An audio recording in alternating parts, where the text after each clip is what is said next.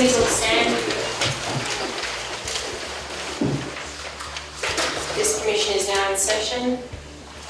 Please be seated. Matter number C, 2016-1234, section 365, application between Shelton and Tofu Temple Figurine. Good evening, everyone. Can I take the appearances, please? The Commission pleases Farouk Initial Care. I seek permission to appear for the applicant. Thanks, Mr. Farouk. The Commission pleases Glenys Jardine. I seek leave to appear on behalf of the respondent. We've consented that there's counsel on each side. I don't know if you want us to address you on section 596 or you're happy for us to proceed. Well, I'm not surprised that you consent to each other appearing, but as you'd be aware, under section 596 of the Act, I have to be satisfied that one of those circumstances exists such that I should grant permission to appear. What do you say about that? I say that my client is a small business, only got 6 employees, no dedicated HR personnel, no experience whatsoever in this area of law, and this is a highly complex matter, and she's going to be greatly assisted by counsel. Sure. What do you want to say about that, Mr. Farouk? Commissioner, we would respectfully submit that this is an appropriate case to grant permission. There are some complex issues which go to the question of the jurisdiction of the tribunal as to whether or not there's a dismissal, and I think in my submission the parties would be assisted by legal representation in this instance. Indeed. All right. Thanks for those submissions. Look, having considered the file, I'm certainly satisfied that the matter is quite complex. There are matters of complexity in the evidence and in the law, and on that basis alone, irrespective of the issue of whether or not your client's able to effectively represent herself, I'll grant permission to both parties for permission to appear. Mr. Farouk. Thank you, Commissioner. Now, just before you commence, Mr. Farouk, I did want to make a disclosure to the court. I've had a look at the materials in this case. I'm alive to the fact that this is a restaurant of a particular character. I did want to disclose that at one stage I had a poster on my wall that said "Vegan's Murder." I do have a particular love of tofu. It's possible I may have, particularly that silken variety, and it's possible I may have sampled some of the wares from the respondent from time to time, but I just wanted to make that disclosure. I don't think that it'll have any impact on my ability to bring an objective mind to determine the matter. But I'll allow the parties to comment on that should they wish to. We have no objection. And we have no objection either. Very good, thanks for that. Mr. Farouk. Thank you, Commissioner. This is an application by my client, Ms. Phoebe Shelton, alleging that she was dismissed in contravention of section 351 of the Fair Work Act for the protected attribute that she was pregnant. I'm glad to announce, Commissioner, in that regard that my client has had her child last month, and all is well in that regard. Very good. The dismissal occurred, Commissioner, on the 9th of February 2016. Prior to that, my client was employed as the head chef of Tofu Temple. That entity is, as you've noted, a vegan meal service, a very worthy enterprise, Commissioner. Perhaps not to everyone's taste, but certainly I could see something to your taste. My client commenced employment with the Tofu Temple in about June 2015. She had worked for a predecessor to the temple for 3 years before becoming a transferring employee when she commenced employment with the Tofu Temple in June 2015. The temple is owned by the proprietor of that business, Ms. Clover Shepherd, who was the relevant person involved in the actual act of determination for which we are here at the tribunal complaining about. We can only characterise the proprietor of the business, Ms. Clover Shepherd, as an ambitious proprietor keen to expand a burgeoning vegan empire. And Commissioner, we draw your attention to these aspects of the evidence. Firstly, the expanding nature of the Tofu Temple business. It was a business which was acquiring new product lines and customers, employing new chefs, including the rather militant vegan Millicent Tant. Relevantly, my client announced her pregnancy in about November 2015, and while Ms. Shepherd was originally seen supportive, that support evaporated in the vice of this growing enterprise and its demanding management needs. In the context of the pregnancy, the evidence from my client will disclose that she obtained a medical certificate which indicated that there would have to be some adjustments in relation to the performance of work. Adjustments which in the context of pregnancy could only be temporary, Commissioner. And when she met with Ms. Shepherd, provided that medical certification to her, setting up that adjustments, was informed that those arrangements in effect were not possible. She needed to be doing what she was doing or nothing else. And we say those circumstances disclose materially for this tribunal two elements: that she was dismissed and that dismissal constituted adverse action for reasons which include the applicant's pregnancy. So that's the nature of the case that the applicant makes up to this tribunal. We will call one witness, which is the applicant herself, Ms. Shelton. And I would propose to call Ms. Shelton. But just before you do that, so I just wanted to be clear, and you've taken me to some of these issues. This is a Section 369 application. It's been to conciliation already. I take it, Mr. Karuga, it's failed and there's been a certificate issued that's occurred. That is the case. A certificate has been issued and the parties have consented to this arbitration being conducted by the Commission. Because of course we can't conduct this arbitration unless both parties have consented, and that is certainly the position, and I want to get that clear from Ms. Jardine at the appropriate time. Now, of course, what's at issue here, as you pointed out, is whether or not the applicant was indeed dismissed within the meaning of the Act. Would you agree that the onus is on you to prove that point? It is. The onus is on the applicant to establish a dismissal of the Commission. And my reading of the Act at Section 361 is that if it is found that there was adverse action, and you say the adverse action was the act of dismissal, then the presumption is that that was undertaken for a prohibited reason, that is because she was pregnant, and it's up to the other side to rebut that proposition. Is that the way Indeed. I should see the matter proceeding? We put the case on that basis, Commissioner. Right, okay.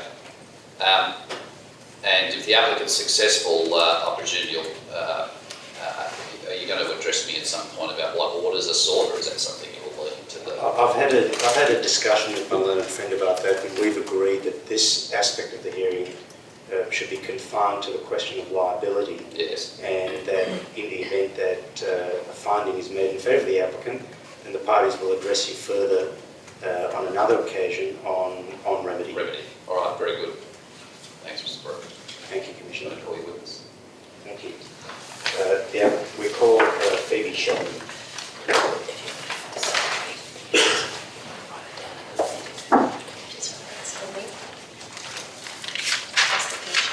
Place your right hand on the Bible. Can you please state your full name and address? B.B. Shelton, 132 Bacon Crescent, Seddon.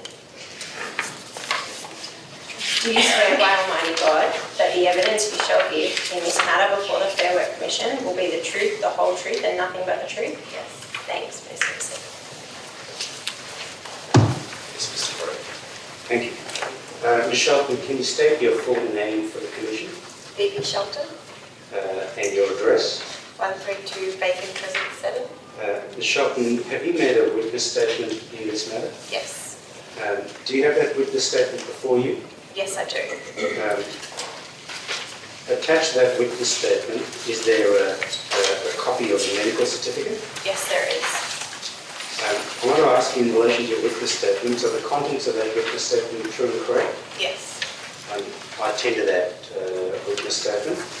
And the medical certificate, is that the certificate which is referred to in the witness statement? Yes, it is. I tender that medical certificate. All right. Is there any objection to the tendering? No, Commissioner. All right. Well, I'll mark the statement of Phoebe Shelton, which numbers some 27 paragraph as Exhibit 1, and the accompanying medical certificate as Exhibit 2.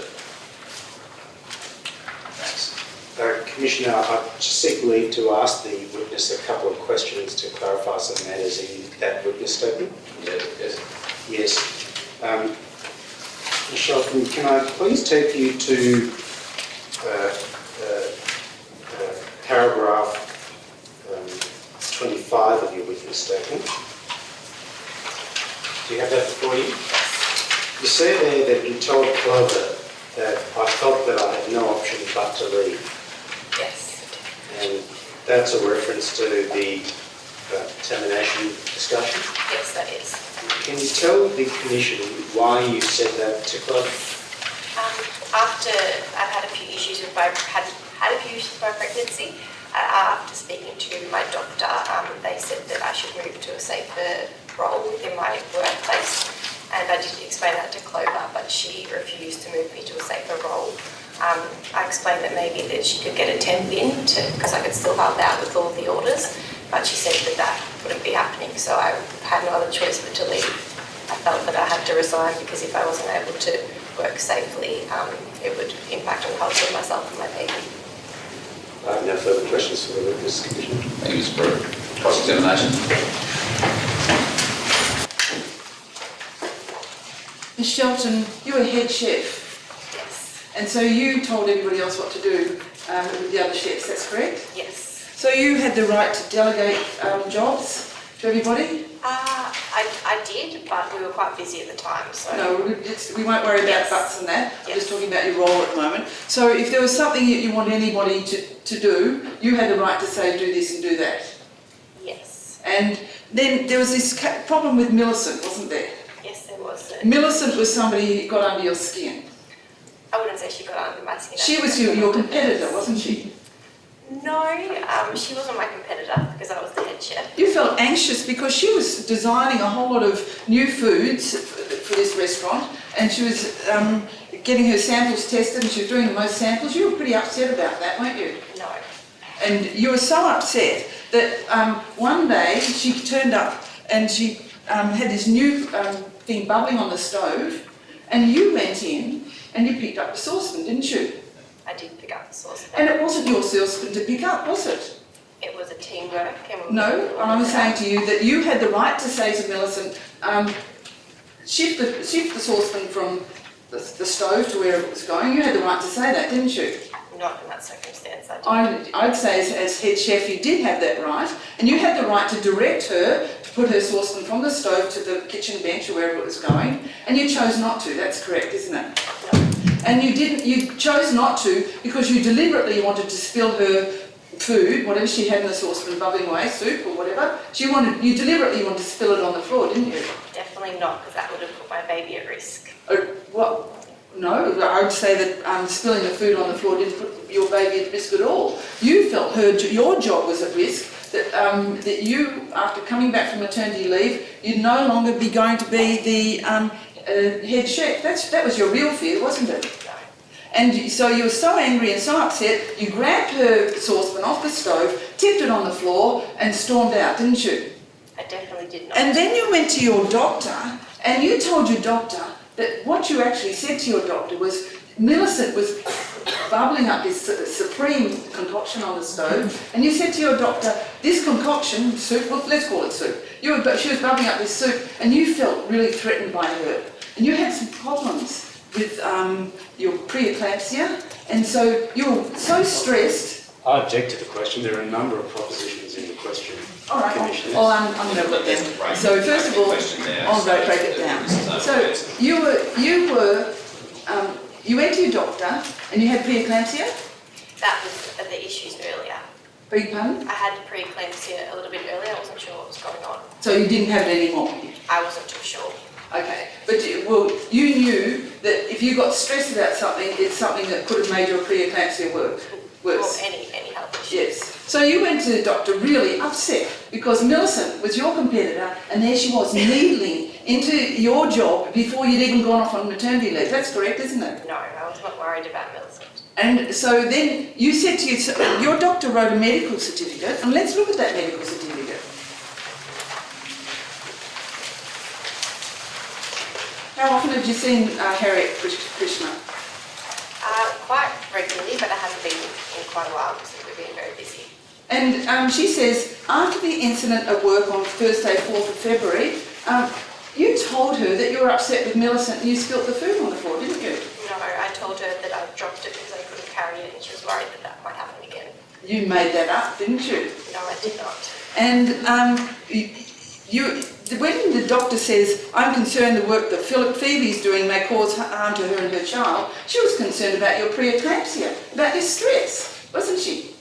No, she was worried I'd drop another pot. And then, but in any event, she says she should. What position did you tell this doctor? What was your role? What did you tell her you were? I told her that I was the head chef. Head chef. So, what position did she want you to move to in a restaurant which required less work than a head chef? Well, I object to the question. That's really a question to be asked of the doctor if she were to be called. It's not a question that can appropriately be put to this witness. Well, in the circumstances of this case, we don't have the doctor. I am interested in what the nature of the discussion was between the applicant and the GP, so continue with the question. So, what position could you have been moved to in the restaurant apart from a head chef position? I guess maybe she could have moved me to Millicent's position and she could have been head chef instead of me. So you're wanting Millicent to go into your role, is that what you're saying? I never said I was worried about her going into my role. I just was scared that I would hurt my baby or the health of myself. So you would be then answerable to Millicent, and Millicent would say to you, pick up 10 saucepans, and you'd have to do it because she was a boss. I would say no, because that's not a safer role than what I was already in. But you've given no evidence to the Commission that Millicent had a role lifting less saucepans than you, did you? No. No. And my client's going to be giving evidence that there were chairs in the kitchen, and you could easily, as head chef, have sat on a chair. That's correct, isn't it? I could have, but the kitchen was quite high, so I couldn't quite stir the pot or pick it up from that. But once again, there's 6 employees. There's 4 other chefs and 2 other cook and bottle washers in this kitchen. Why did you have to do any of those duties given the nature of your pregnancy? Because they were all quite busy themselves, so we were pushing a lot of orders out. Or you were not performing your role very well as head chef and you were incapable of delegating the tasks that you were incapable of doing? They had already been delegated tasks that they... No, I'm saying you couldn't delegate the tasks of heavy lifting and things that required long standing at the stove. I don't think Millicent would have done that otherwise. Pardon? I don't think Millicent would have listened to me otherwise if I asked her to lift a pot. Well, this isn't Millicent. You're the head chef. You're the boss, aren't you? Yes. So you had the right to run the kitchen as you do. So why didn't you just say to, when you had the discussion with Clover, why didn't you just say to Clover, I'm just going to reinforce my role as head chef. I'm not going to do heavy lifting anymore. Why didn't you just say that? There was not enough people on the team to be able to do that. We're all Who said that? The work. We had too much work. Who assessed that? Myself. Yourself. But you haven't tried it, have you? There was no... And I say it's really down to your incompetence as a head chef why you've had the accidents with the, why you had the accident with the lifting, and as a head chef, you should have been able to delegate people. That's correct, to other people. That's correct, isn't it? No, I think I'm an excellent chef. And then when you had this conversation with Clover on the, what day did you speak to her? You said that you could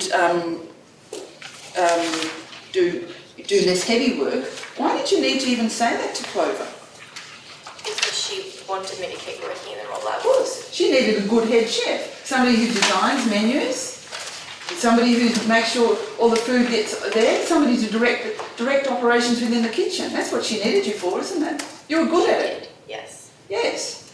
And so in the conversation, you actually said to her, you felt like you had to leave because you weren't able to do your normal work. Yes. But that's not exactly what you've told the Commission in your witness statement, is it? No, I think that's what I've told you today, that I So couldn't. you felt like you had to leave because that's exactly what you did say, isn't it? Yes, I felt Yes. like You felt like you had to go, but you hadn't really decided. You were expressing you're unhappy and you were angry about it. No, Clover said she could have moved me to a safer role, so I had Yes. no other choice. Well, that's a different question. Nobody said you had to. You didn't get that far in the conversation. Clover actually said to you, take the afternoon off, settle down, didn't she? No, she didn't tell me that. You're saying that she's lying, are you? I am saying that she's lying. I see. And she's saying I didn't want you getting any more upset. I think she didn't want me to get any more upset because she wanted me to finish the orders to get out the next day. I see. So, but you understand as head chef that the whole business revolved around getting all these orders out. So it wasn't just your job on the line if the business failed, it was everybody's job, wasn't it? For that current project, yes. Yes. So when Clover was being protective and saying, let's get all these orders out, let's work together as a team, she's protecting not just you, but everybody, those other 6 employees, isn't she? No, she's just protecting her own finances, I think. So if her own finances fail, then everybody's job goes, doesn't it? I guess, but I was more worried about myself. You're just worrying about yourself, and you're worrying about the fact that you're doing a job fairly incompetently and unable to delegate, and so you burst into tears. And what's her name? Peter Oscar sat down with you and helped calm you down. You agree with that? No, Peter was not around at all at that time. So you don't agree with that version of events No, either? he was Okay. looking in the And then you left, Yes. and then Clover tried to ring you a number of times. She must have called the wrong number because I didn't get any calls at all. I see. She's going to give evidence that she did call, and then your husband answered the phone. So she's saying she rang the right number all the time. Yes. So maybe you're fabricating that bit of evidence as well, Definitely not. It was Miss definitely Shelton. not my husband. Do you know it's important to tell the truth to this commission, I understand that, yes. and not to just tell a version of events that you'd like the commission to believe? I understand that. And now your husband, Clover's going to give evidence that she doesn't know your husband at all. But she said that she called him. Yes, no, she didn't. She says your husband answered the phone. Oh, He okay. identified himself as a husband, and he said you've been put in hospital. Yes, And you went into hospital because you had preeclampsia, didn't you? I went into hospital because I was having pains, and I went to my GP and they sent me to hospital straight away to observation. And because of your preeclampsia. I'm not too sure. It was just. Did you ask your doctor? I did ask my doctor, but You didn't understand the response. it was a lot of issues going on. But in any event, you know that your husband... Did your husband tell you that Clover had called? My husband didn't say that anyone had called from work. Beg your pardon? No one had called, no. So your husband... You're now saying that your husband never told you that Clover had called? No, he did not tell me. And so then your husband... did your husband tell you about any phone calls between yourself and Clover? He didn't say anyone had called in that time. No, I'm telling you about any... That's not my question.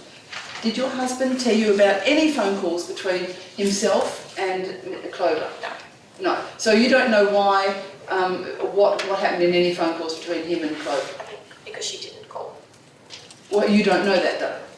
You're just saying there was... Your version of events is there's no phone calls. According to my phone log, she didn't call.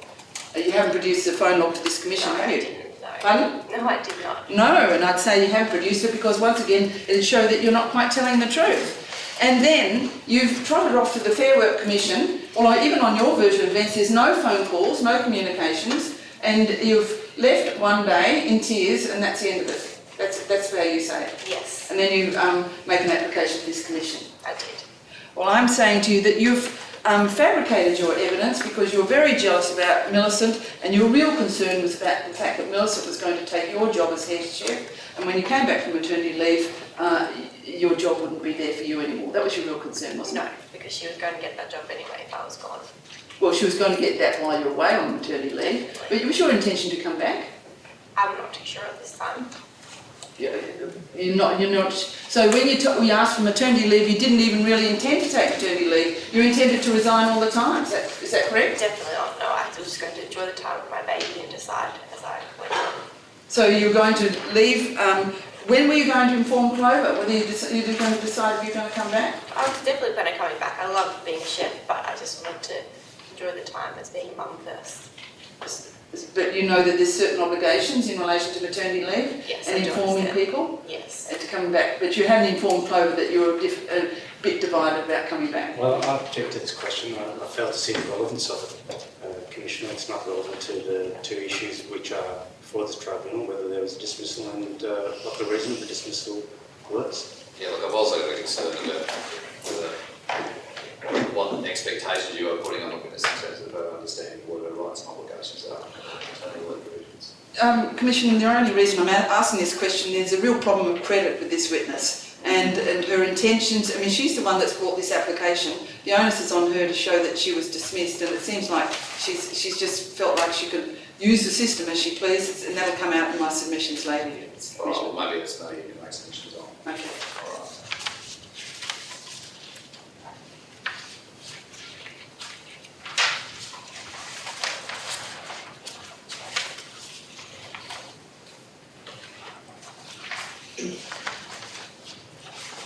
And you've had no further communications at all with Clover? I have not. No, she hasn't called me. I'm sorry to hear. No, she didn't call me. I haven't No, it wasn't my spoken to her. question. No further communication? No. You didn't call her either? No, definitely did not. I was in hospital. No further questions, thanks. So is there any re-examination from those that have arisen to that cross-examination? No re-examination. No re-examination. Well, thank you very much for your evidence. Ms. Sheldon, you can thank you.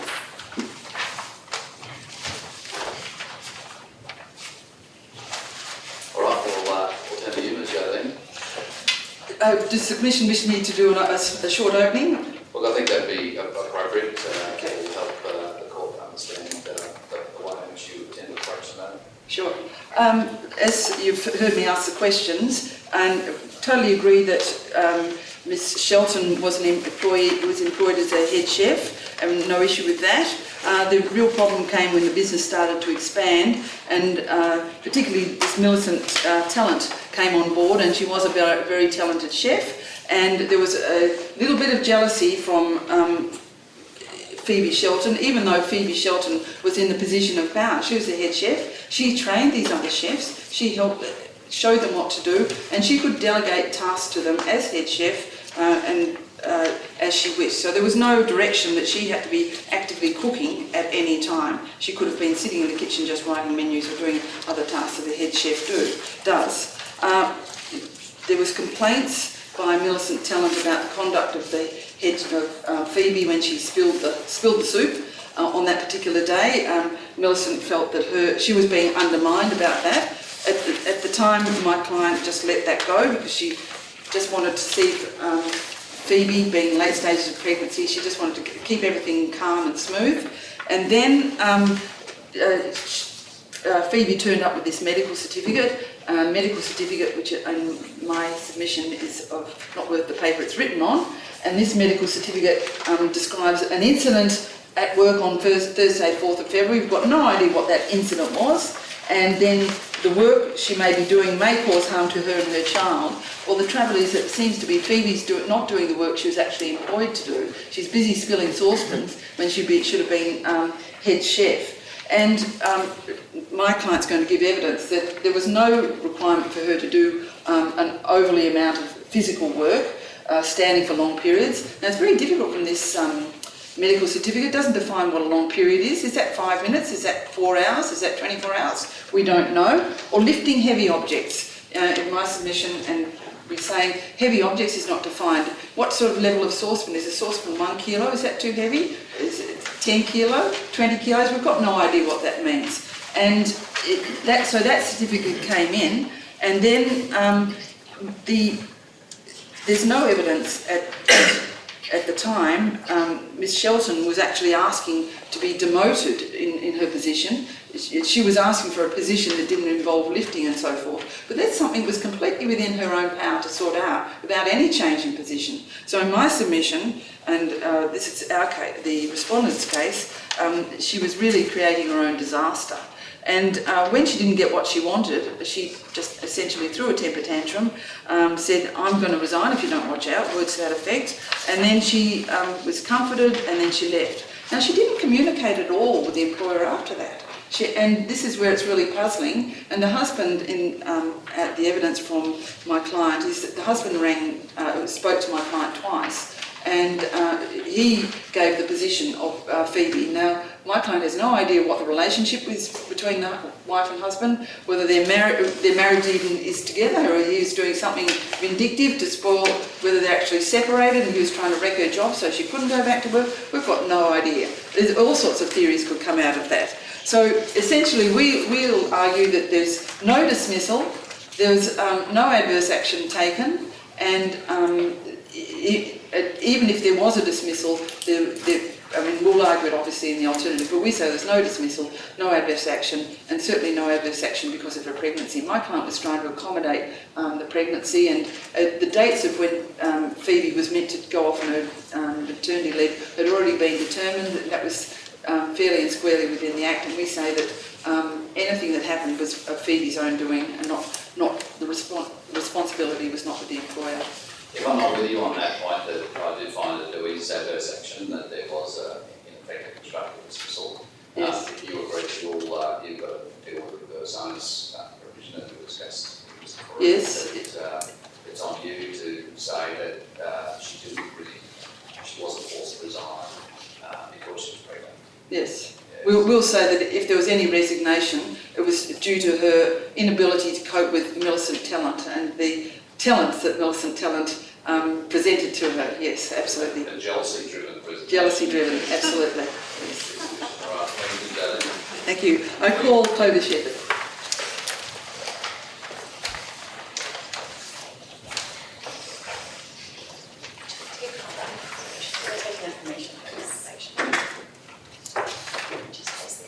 Can you please state your full name and address? Clover Shepherd, Unit 7, Number 11, Butterfly Boulevard, Yarraville. Do you solemnly and sincerely declare and affirm that the evidence you're about to give in this matter before the Fair Work Commission will be the truth, the whole truth, and nothing but the truth?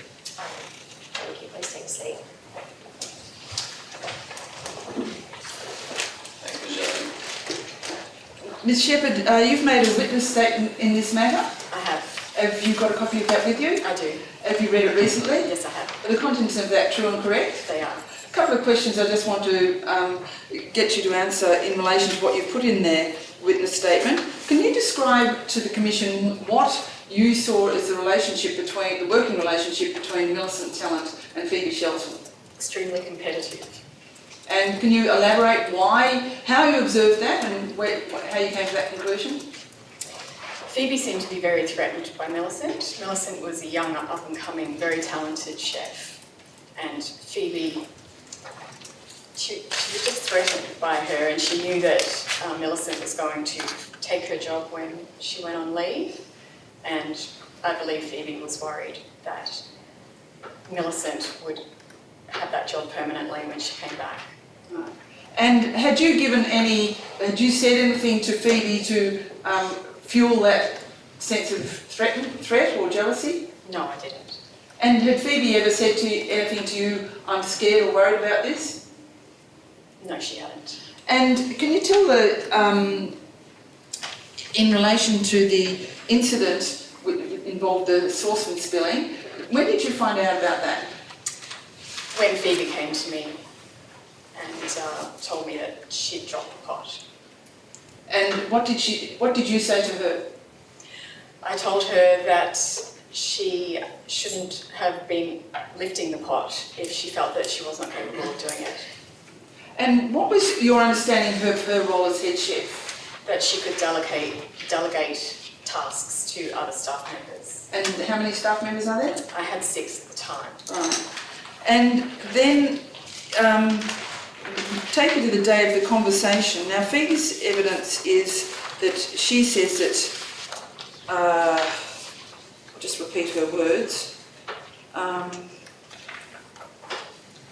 I told Clover I felt I had no option but to leave, that my health was only an interest to her if she was making money. What do you say that she actually said? She said, "That's it, I'm off. Goodbye." Right. So there's evidence given, you've heard evidence given about Peter Oscar. What was her role? Peter was In that dispute. Oh, in that dispute?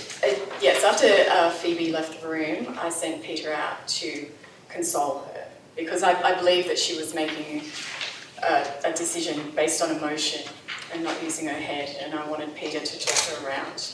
Right. And then, can you describe who did you call?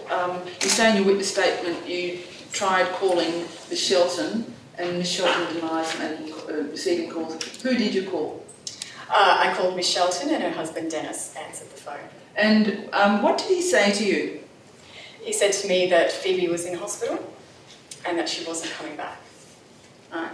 And then, was that all in the one phone call? Yes, it was. Or was it, can you say in relation to the phone call described in paragraph 32 of your witness statement?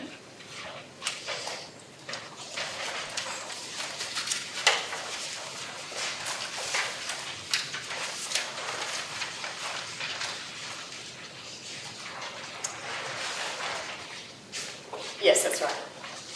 Yes, so Dennis told me that she would not be returning due to concerns with her pregnancy. Right, was that in the second phone call or the first phone call then? Oh, that was the second phone call. And can you tell the Commission what you said in relation to terminating her employment or dismissing her? What did you I say? didn't terminate her employment, she walked out. No further questions, thanks. Before you sit down, do you want to tender the... Oh, whoops, Daisy. Sorry, my apologies.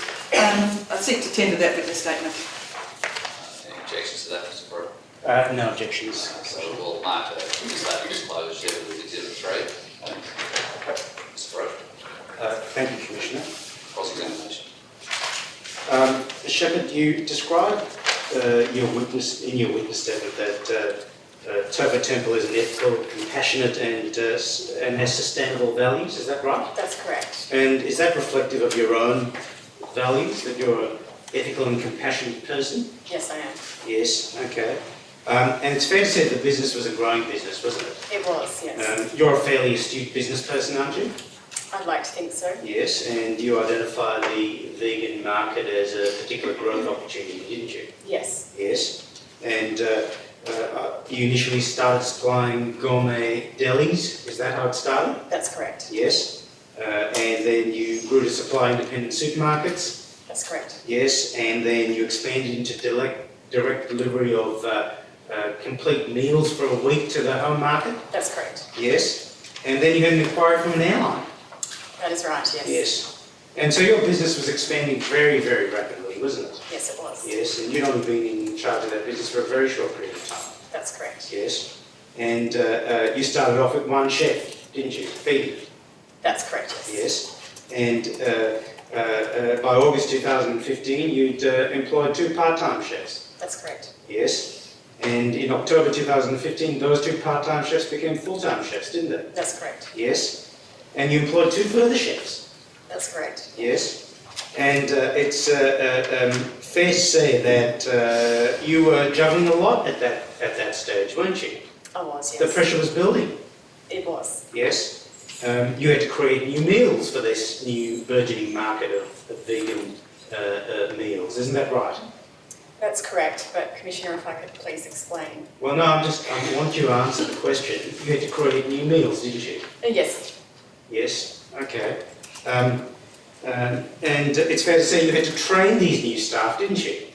No, I employed highly trained staff. Yes, but integrating them into your operation required you to give them quite a bit of your attention in terms of directing them as how you wanted your business to run. Isn't that right? No. You had to deal with the airline. Yes. Yes, and they can be quite demanding in terms of their requirements, quality, Yes, that's correct. delivery, and the like. That's right. You Yes, were correct. working very, very hard, weren't you? I was. Yes. Some of your staff could be quite demanding, couldn't they? No. I want you of course have mentioned the evidence, Millie. Yes. Yes. It's fair to say that she could be described as a militant vegan. She is, yes. Yes. As we all are. Yes, and I see from your own T-shirt that you yourself could be described as a militant vegan. I You agree with that? I agree, yes. Yes. And it's fair to say that Millie wanted to be the head chef, didn't she? She did. wanted to be the head chef. She did. Yes, and she came to you, and I think you've said in your witness statement that she wanted to be the head chef even before Phoebe had departed on maternity leave. That's right, isn't it? That's correct. Yes, and she was quite insistent in that regard, wasn't she? She was. Yes. And she came to you about the incident on the 4th of February, didn't she? She did. Yes, when Phoebe had dropped the pot. Yes. Isn't that right? That's correct, yes. Yes. And she came to you with quite a conspiracy theory, didn't she? She did. Yes. She was blaming Phoebe for having attempted to sabotage her work by purposefully dropping the pot. That's correct, yes. Yes. And certainly it's fair to say that as at February 2016, you were faced with a range of demands, weren't you? Yes. Yes, you had a growing business. You were in a bit of a financial crunch, weren't you? No, not really. You weren't in a financial crunch? is that No. right? Okay, okay. Would you agree that you were financially pressured? Well, all businesses are financially pressured. Okay. Your business is growing substantially at that point, isn't it? Yes. And you didn't need, as of February 2016, any more problems, did you, on your plate? Well, what's the problem? You didn't need any more problems, did you? Just answer the question. I can't answer that question because Well, you were under pressure, weren't you? I was under pressure, yes. Yes, and you didn't need any more problems confronting you, did you? I could have dealt with more problems. Okay. You said earlier that you weren't in a financial crunch, but can I ask you this? Your arrangement with the airline, it's fair to say that you were making a substantial loss on that at that point, weren't you? That's correct. Yes, and you mentioned that in your witness statement, weren't you? Yes, I did. So, more than ordinary circumstances, your business was under quite a bit of immediate financial pressure. You'd have to agree with that, wouldn't you? No. You had 4 staff there? 6. 6 staff, okay. And it's fair to say that in the conversation, I want to take you now to the conversation that you had with Phoebe on, at the time, what we allege to be the termination. She approached you that day, didn't she? On She the did, night yes. of that? Yes? It was a pretty busy day? Not overly busy, no. Okay. She asked you, she gave you a copy of the medical certificate, She did. didn't she? Yes. She asked that you be transferred, that she be transferred to a different role, didn't she? She asked if she could do less Well, work. what I suggest to you is that she said to you that she wanted to be transferred to a different role to ensure the health and safety of herself and the child. That's what she said to you, wasn't it? She wanted to do less work to ensure the safety of the health of her child. Well, I suggest to you she didn't say anything to that effect about less work. She said that she wanted to be transferred to a different role to ensure the health and safety of herself and the child. That didn't occur. Okay. She gave you a copy of the medical certificate, She did. and your response to her was that she was not able, that you were not able to have her doing anything else except for working as usual. Isn't that what you said to her? No.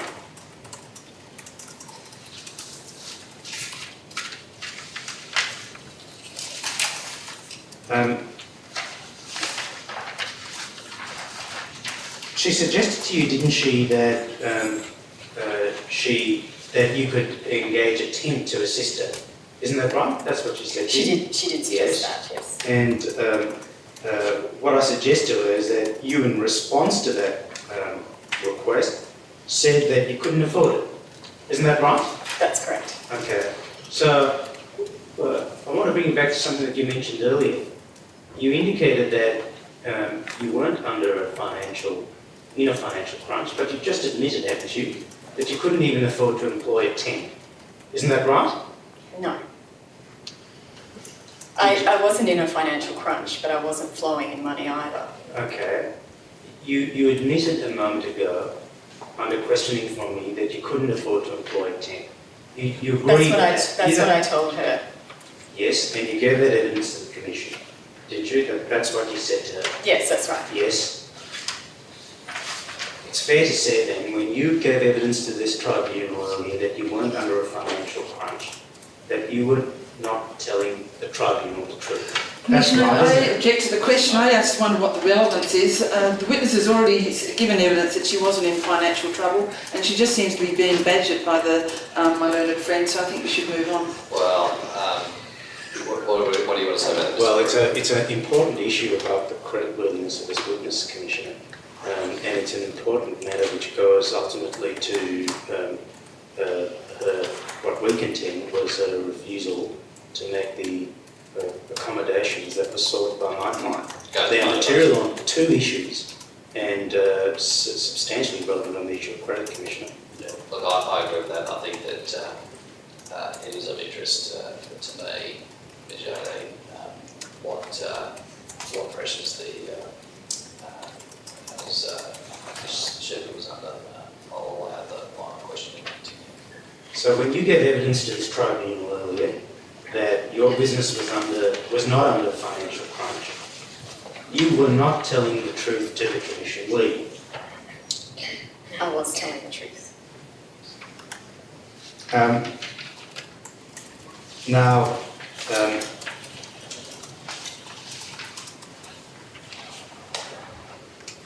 I want to put this to you very clearly so you understand what's being put against you, Ms. Shepherd.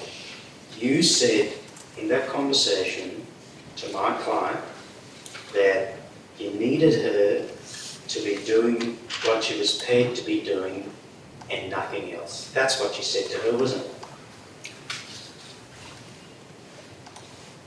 Words to that effect. Yes. And it's fair to say that you, in that conversation, refused to make any changes to her role which would allow her to continue to work till the time that the maternity leave was scheduled to start on the 11th of March. That's right, wasn't it? No.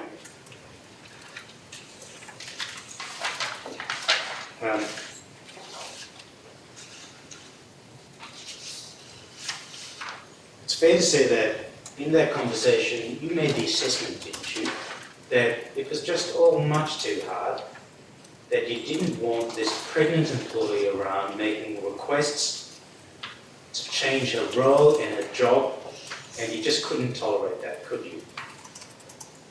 I could tolerate that. Yes.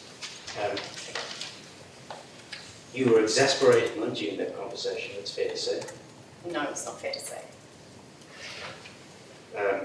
You wanted all hands on deck making as many vegan meals as possible, wasn't it? Wasn't that the case? That was your thinking. That was the case, yes. And having my client ask for changes in her role was a significant inconvenience for you and your business, wasn't it? No.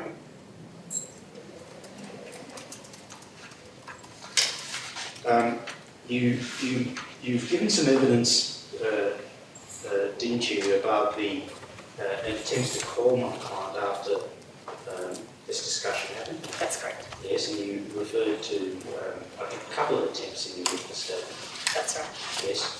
I suggest to you that you never made those attempted calls, did you? Yes, I did. Yes. You haven't produced any log of your mobile phone to this tribunal, have you? I was using the landline. Or you haven't produced a log of your landline calls, have you? That cost the money from Telstra. Now, you earlier described in your evidence that your approach,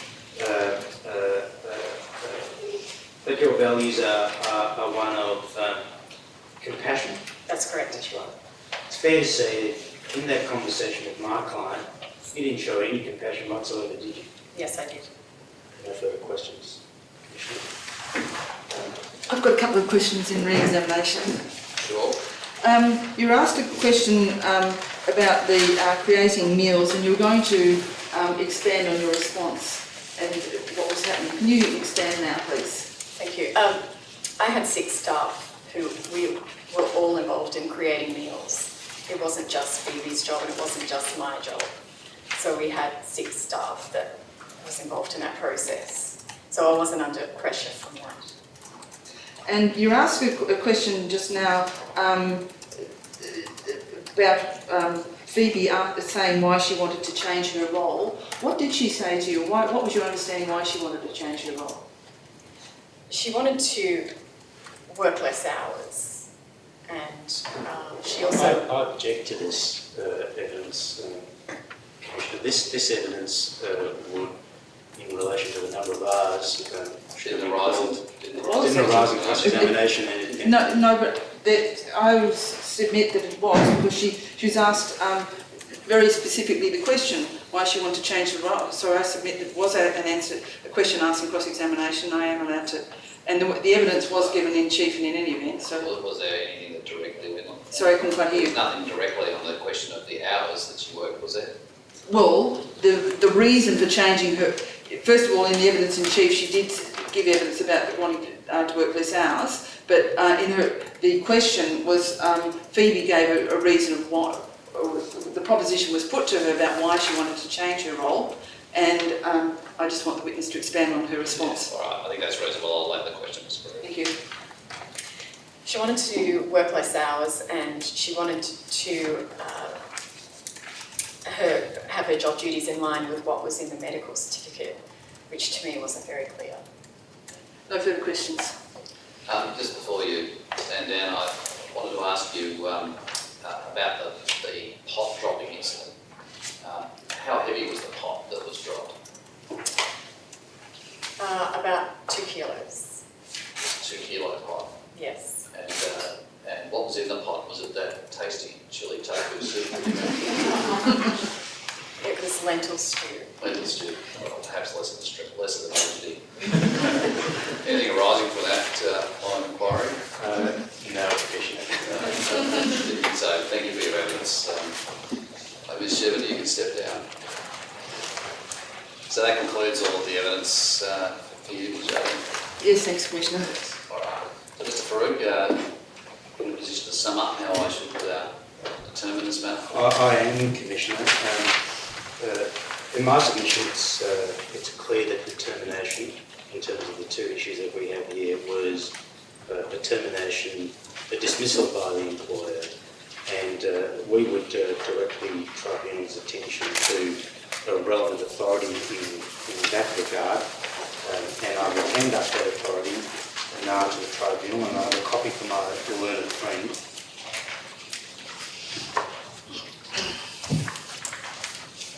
It's the decision of this tribunal, decision of Senior Deputy President Richards in the matter of Mendocino and Tourdex Proprietary Limited. It's 2010 Fair Work Australia 9114. In terms of the relevant part of that decision, the tribunal at paragraph 9 has summarised, after surveying the relevant law and the legislative provisions, what the elemental principle in relation to the test of a dismissal under the legislation is. And in that regard, after referring to the relevant statutory provisions, section 386, that the learned Senior Deputy President summarised the following principle. The elemental principle the full bench posed as being central to determining whether resignation was a constructive dismissal was whether the employer's conduct intended or had the probable effect or result of bringing the employment of the relevant employee to an end, such that the employee had no choice but to resign. And in my respectful submission, there is a sufficient basis in the evidence here to establish that there was such a dismissal on either limbs of the test, that it was either conduct intended to bring the employment to an end, or conduct which had the probable effect of bringing the employment to an end. The second test in that regard is more of an objective test, and in my submission, in circumstances where we have a pregnant employee producing a medical certificate which indicates that she requires, or on medical advice, some adjustments in terms of the performance of her work. In those circumstances, the refusal by the employer to provide those adjustments is such that the conduct could only be characterised as intended to bring the employment to an end, or one which had the probable effect of bringing the employment to an end. It is, of course, a fundamental principle that an employee is entitled to a healthy and safe working environment. That obligation or standard arises under statute and also in contract. And in the circumstances of this matter, where we have relevant medical advice set out in the medical certificate which was tendered in evidence before this tribunal today, a refusal by an employer to make those adjustments in the context where, as the evidence fell from the applicant, the employer is saying, I want you to do your normal work, effectively go ahead and do your work, that is conduct which could only be characterised as conduct which has the effect or the probable effect of bringing the employment to an end. No person... You've relied on both earlier, both intention and probable effect. There's not really any evidence, is there, that Ms. Shepherd had the intent to bring the employment to an end. I might not be with you on whether there was a probable effect of what occurred, but can you tell me where there's any evidence that that's what Ms. Shepherd intended to have occurred? The proposition was put to her in cross-examination that effectively that she had enough and she didn't want this pregnant employee effectively making requests for adjustments. She denied that in her evidence. We would say that the circumstances of the matter and there are a number of facts from which it could be inferred that she just had enough. She didn't want to have this request from this employee and an employee insisting upon adjustments, and she had intended in the course of that discussion, it crystallised then and there to bring the employment to an end. But we don't need to go that far, Commissioner. There is more than ample material for you to find that the conduct had the probable effect of bringing the employment to an end. That is, in effect, in my submission, a lesser threshold because it doesn't require the element of intention to be made up. And there is evidence which certainly, as I've set out, health and safety standard, we have a pregnant employee, has received medical information which is shared with the employer that there's without adjustments, a threat to health and safety of herself and the baby.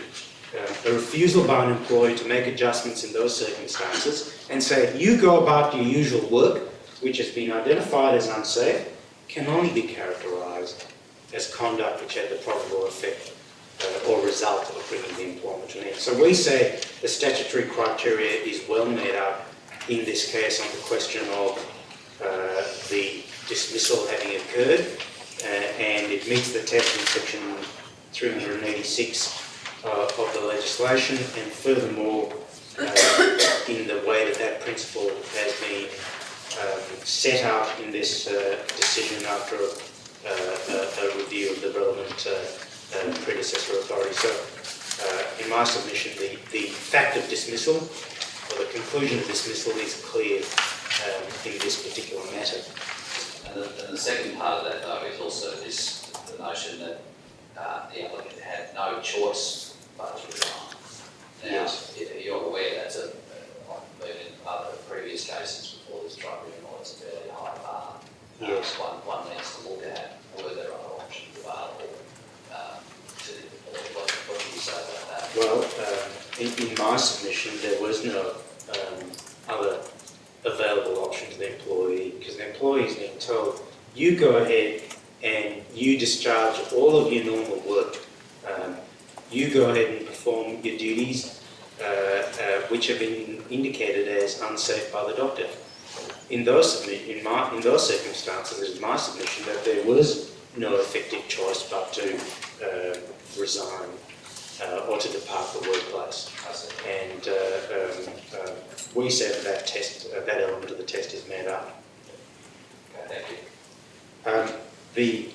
Having established that there was a dismissal, and having established that there was thereby dismissal is a recognised category of adverse action under the legislation, under section 342 of the Fair Work Act, the onus then falls on the respondent to establish that the dismissal was not because of the pregnancy.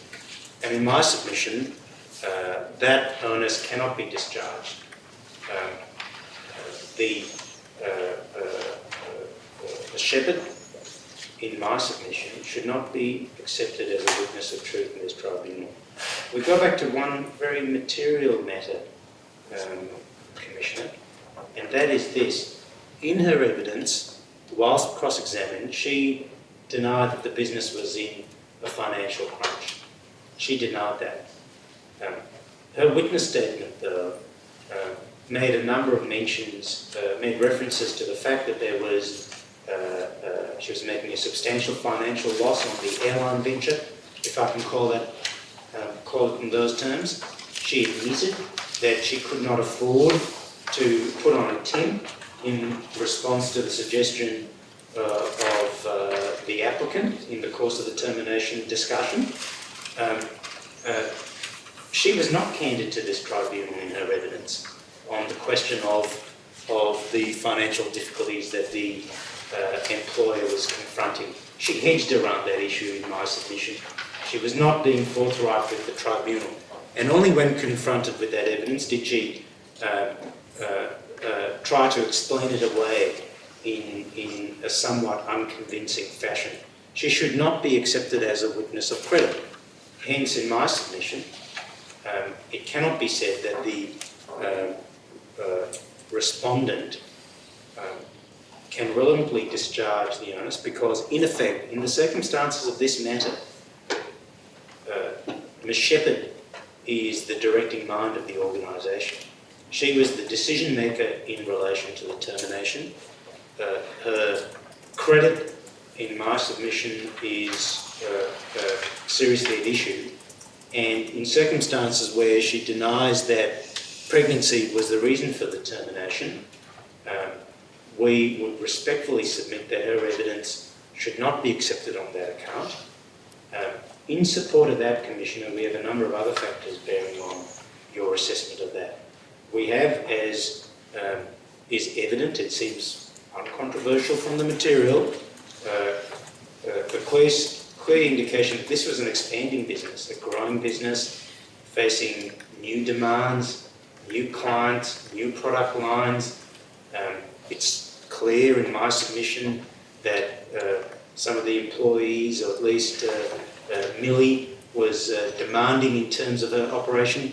and her approach to matters. We had a manager here who was, in my submission, under significant pressure, and in those circumstances, having my client turn up, adding to that mix, and saying, I want to make some adjustments to my job so that I can continue to work, was just another demand that Ms. Shepherd didn't need. And in that moment, she just had enough, and essentially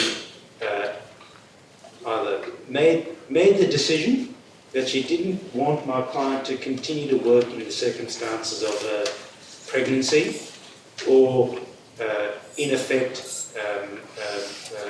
the circumstances certainly lead to the conclusion that that was an operative consideration. So in my submission, you cannot be satisfied that the onus has been discharged in this matter, and it is apparent in my respectful submission that this termination or this dismissal was for reasons which include the reason of the applicant's pregnancy.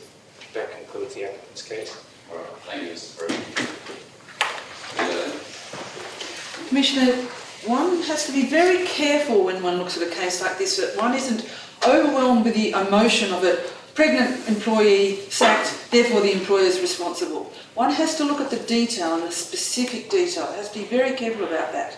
We first of all look at this incident of the spilt stew. One has to ask, why was the head chef carrying the spilt stew at all? It wasn't something she was cooking. She was interfering in somebody else's cooking. She was feeling threatened. She was competitive. I mean, I know she denied it, but in my submission, there was a lot about her evidence that the Commission should not accept. So we have this spilt stew incident. This woman has gone in. She's the head chef. She's trained these people.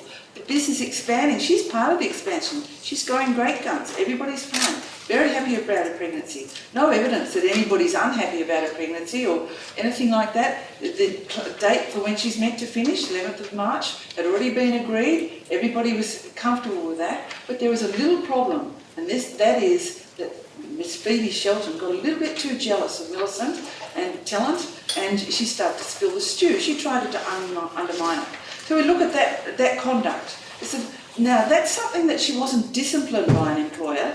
If the employer had really been wanting to get rid of her, she would have started to speak to her about it. She would have said, don't spill the stew. Why'd you do that? There's no evidence that there was any conversation between Clovis Shepherd and Phoebe, Shelton, about this stew incident. My client said, you're the head chef. You do what you want as head chef. So then we have the day when Miss Phoebe Shelton comes in with this medical certificate. Once again, the detail is important.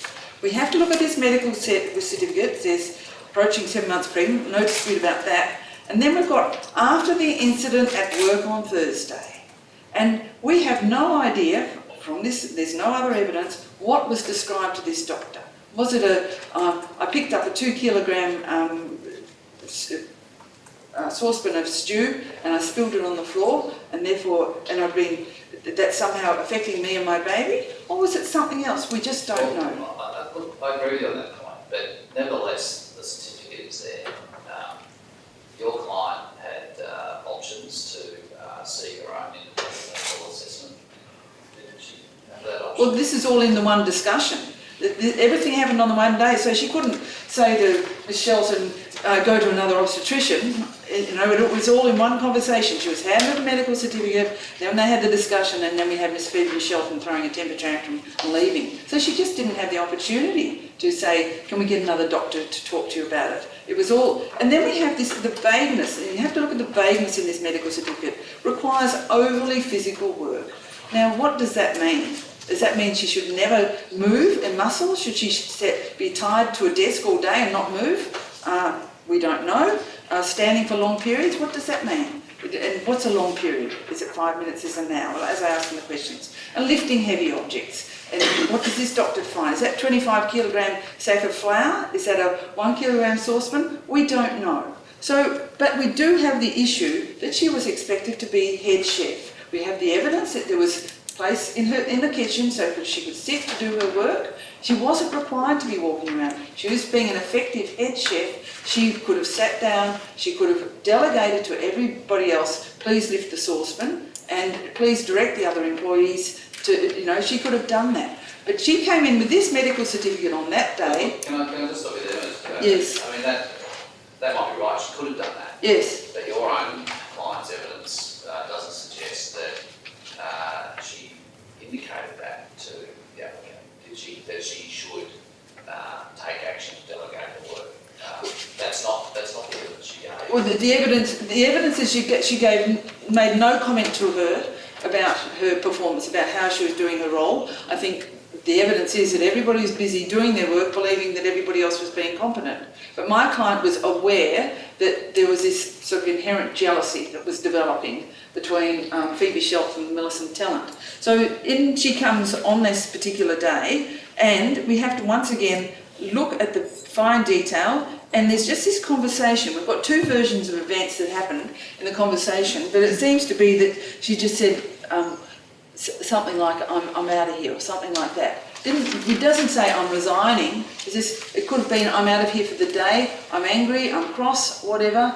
And the evidence from my client was she said, take the rest of the day off, have a talk to the other employee, and settle down, and then we'll see where everything is. Now, the really critical thing in this case is there was no follow-up phone call, nothing else from Miss Phoebe Shelton at all. And one would have expected a letter of resignation, something to confirm her position. But she did nothing. And, according to her husband, when she spoke to my client, her husband said that she'd gone into hospital. But that going into hospital is not consistent with a medical certificate she'd presented 2 days earlier, which says she's still able to work. So we've got this sort of conflicting thing. We've got the situation of a pregnancy. As we all know, pregnancies are inherently unreliable and people can get very ill very quickly. But we'd say that all of that illness and so forth was nothing to do with the workplace. It was just Miss Shelton's unfortunate situation some women have when they're bearing children.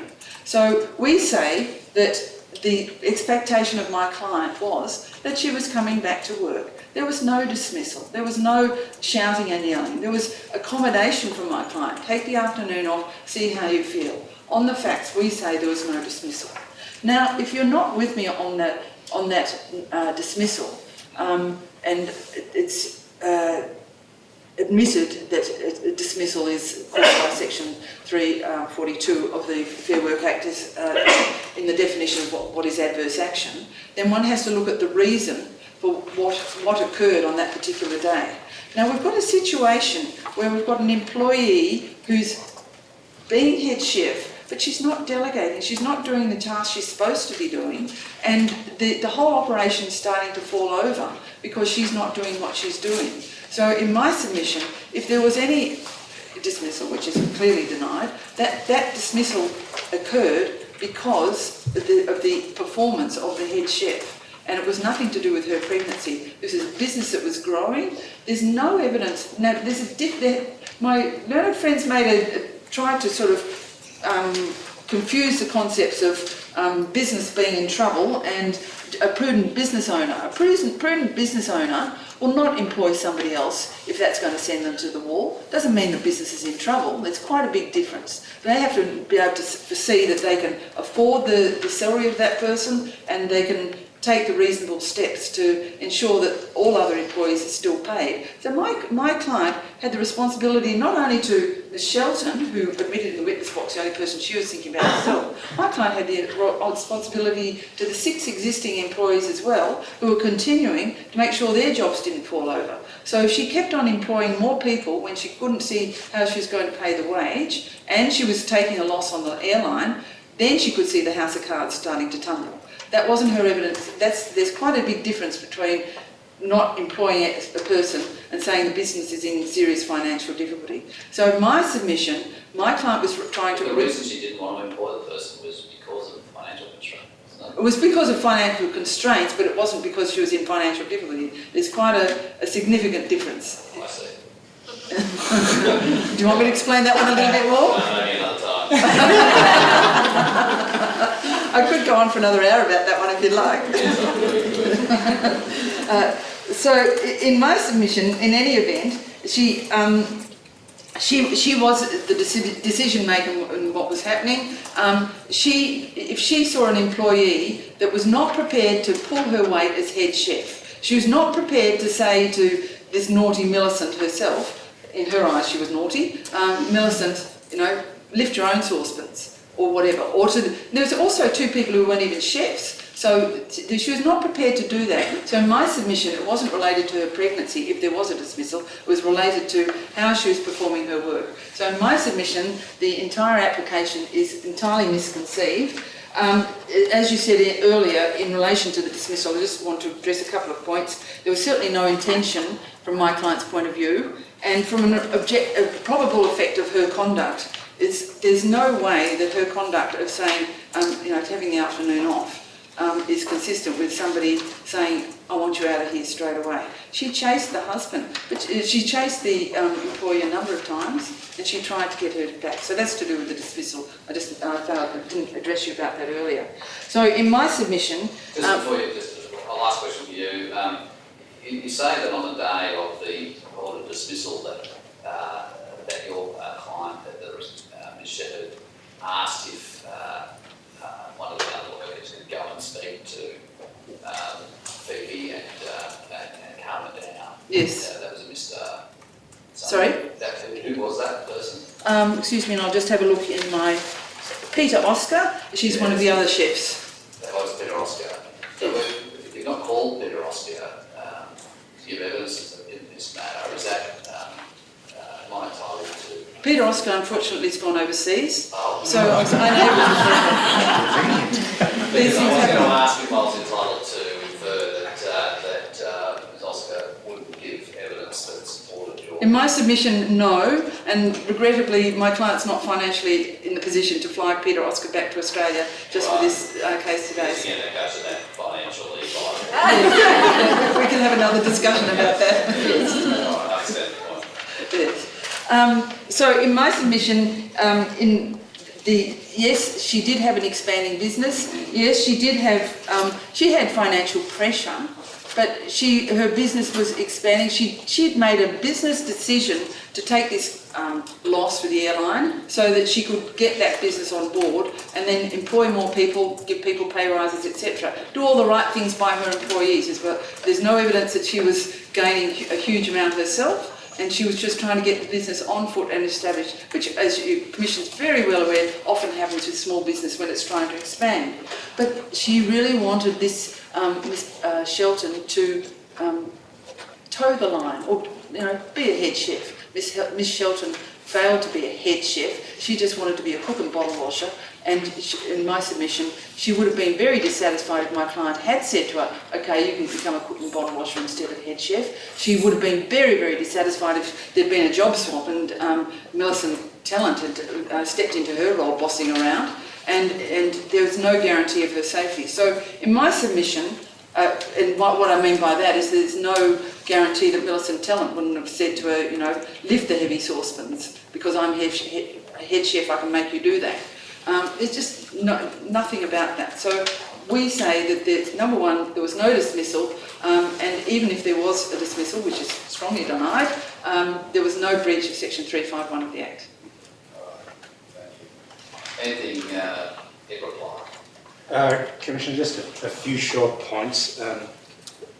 My learned friend referred to the stew dropping incident, referred to the relationship with Millie Tarrant.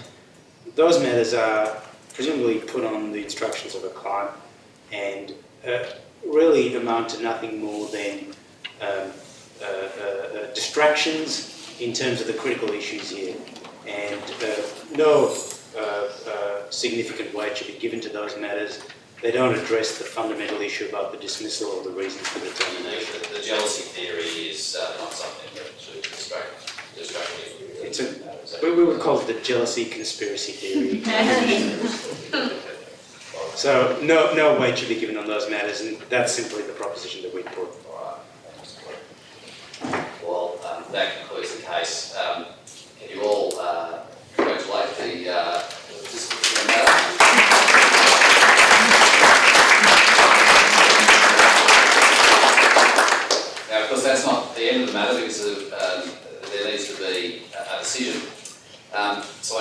to canvass a couple of things, and ultimately I wanted to listen closely because I'm going to turn to you, the audience, in survivor mode, and you'll get to decide who gets voted out of the courtroom.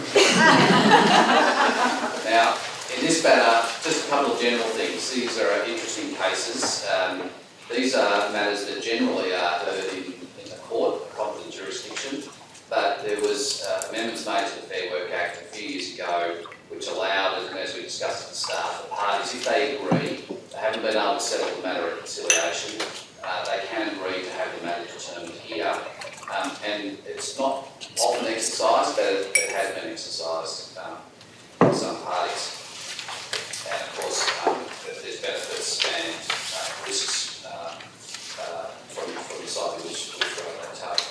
But nevertheless, these matters can be determined here. Now, as you've heard, and of course in an example like this, it's a relatively straightforward one. Often in a real case, there'll be a number of different types of adverse action that are alleged. That Phoebe was exercising other workplace rights and a range of things, but it's simple. We've just got one adverse action, and that is the fact of dismissal.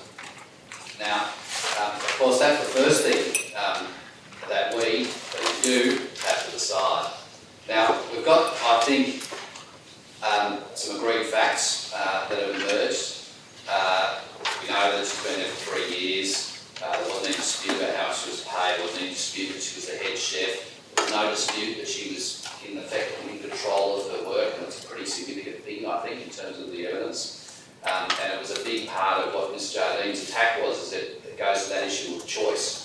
Now, in that first question that you have to decide, we have to decide, did she have a choice but resign? That's the test, and it's a pretty high mark, because almost always there's going to be some other choice, but one can get to a point where you say, well, it's so clearly a position where the employee had no choice but to resign. You can get there. The clear-cut case might be, just to give an example, where we've got an independent person that says this truck is completely unroadworthy, and the employer has said to the employee, I demand that you drive that truck. And the employee knows full well that truck is completely unroadworthy. And the employer says, don't drive that truck, there will be consequences. The employee may well, you would say that would probably be a clear-cut case. Of course, we don't have a clear-cut case here. We've got competing facts, but these are some of the issues that you have to look at. We also know it's uncontested that it was a rapidly expanding business. The airline service, there was a whole lot of things going on in this little restaurant in Yarraville. It was almost operating like a global company, I'd say. We didn't hear a lot about the competition that was going on between the other chefs, where they'd chipped in $50 and whoever did best was going to win the money. But again, on that, as Mr. Froke said, is all of that a distraction? Because that all went to the jealousy conspiracy theory as to whether or not Millicent was really just the enemy of the applicant, and really all of her motivation stemmed from one-up Millicent. We also know that Clover asked the applicant to make her appointments with obstetricians on Mondays and Tuesdays and quiet times, and she complied with that. And we certainly noticed she dropped a large pan of pot of food on the 4th of February, and the food was spoiled. But beyond that, we've got some pretty significantly disputed facts. There's no doubt about that. And of course, significant among those is what was going on with the pot when it was dropped. Was it a very heavy pot? Was that a particular issue that just was the spur to this happening in its own right? What was the nature of the conversation between the two women on the day? Importantly, was there a suggestion by Clover Shepherd to calm down, walk away, have a think about things, or was that opportunity never afforded? And was the evidence clear that she hadn't really given her much choice but do the job that she was doing prior to the certificate? Ms Jardine says, well, when questioned by me about the independent medical advice, why not give an independent assessment? Sure, we don't know what a heavy pot is, we don't know what she's required to do, but maybe she could have done that. So let's talk about that first issue first. The first and fundamental issue was whether or not the respondent, that's you, Ms Shepherd, had you engaged in a course of conduct which had the probable effect of leading the applicant to resign. Who thinks that the applicant had no choice but to resign? Hands in the air. Ooh, you're in trouble, Mr. Farouk. So just to be clear, because I don't want any fence sitters, you've got to make a decision. We don't get to not make a decision. Who of you think then that it wasn't a forced resignation? Well, that's overwhelming. Now, in a case such as this, if that was the case, if the determination was that in this case the applicant had no choice but resign, that she did have a choice and it wasn't a forced resignation, then there's no adverse action. If there's no adverse action, the case crumbles because obviously there couldn't have been adverse action taken for a very good reason. There's no adverse action taken at all. Bad luck, and bad luck, no damages coming your way. I tend to think though that despite your views, one of the considerations really goes to the issues of credit, and Ms Jardine, I thought, did a fantastic job of hammering away at the credibility of Ms Schultz, as did Mr Farouk, in counter-attack, go hard on Ms Shepherd. To me, and this is where you've got to look, you start to sift closer through the evidence, and of course I've got the benefit of having a piece of paper in front of me and having had a chance to look at the case during the day. But there were some pretty big inconsistencies in our friend Ms Shepherd's and her Morrissey t-shirt evidence, and in particular, she said different things today about wanting to be whether or not the applicant asked whether she wanted to be transferred. So not only did I think that she was pretty inconsistent, and I'm just giving you an indication where I would probably go on the issue of credit. One often can only just look to where there's inconsistencies in the evidence. It's not just the way, you can only tell so much from the way a person gives evidence. You're really looking for, have they said things that are pretty contradictory to what they've put in their statement that have come out today. And a couple of things were, of course, the things that Mr Farouk focused on, which was the financial circumstances. I'd like to address you on that. So she was a bit inconsistent there because she admits that she said, I'm not going to put on a tent, but I can't afford it. But at the same time saying she wasn't under financial pressure, that's pretty hard to stack up. The other bit was, she said today that the applicant simply said that she wanted a temporary employee and that she didn't want to be transferred to a safe job. That's not what she put in her statement. So those are the sort of things that jump out when we're listening to cases which might tend to drive you a certain way. So let's just say I decided, irrespective of your views, thanks for the vote to Eurovision, isn't it? Jury versus the popular vote. So let's just say I say that she was forced to resign. If that was the case, do you think that she was forced to resign because she was pregnant? All those in favour of that proposition? And against? Yeah, so the ayes have it on that one. And I think that would be pretty much how it would go. That issue in a case like this where one has to determine whether or not it's a forced resignation. Once Mr Farouk got over that hurdle, I think he did, and the applicant gets over that hurdle, it's pretty hard because the reverse onus is there on the respondent. And Ms Shepherd has to say, no, it had nothing to do with it. Well, all the evidence is that everything to do with it. And so the chances are, having got past that point, you can go down. So that's likely to be how it would go. And of course, as the advocates addressed it at the start, was a finding that this was adverse action taken for a prohibited reason, then we would ultimately have another hearing where we would talk about the remedy under the Act. That could include reinstatement if the applicant sought it, it could include compensation, and if there's a different regime under this part of the legislation, an unfair dismissal case, we can only talk about financial compensation as a compensation for wages lost effectively. In these matters, we can award compensation on a broader basis for those types of things, similar to what the court would do. So it's a provision in that respect. So that concludes the hearing. I want to thank you again all for coming tonight, and particularly again a big round of applause for those who